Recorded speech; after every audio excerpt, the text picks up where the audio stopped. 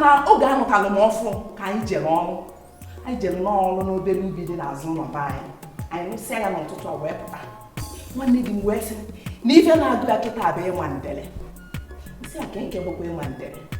Ọ sị m chere nsị a gịnị ka eji eli ndele nwa? Ọ sị na ọ nwụtara. Nsị a mana anyị siri ezigbo ofe onugbu n'anyasị. Nwanne ụdị anyị na-akpọ aka aga n'ọkụ. Anyị sisiri n'anyasị. Nwanne di m wee sị mba na nke bụ ụdị akịta bụ ịma ndele iji ndele wee rie akpụ. Nsị ngwa ka nne ene. O wee banye n'usekwu.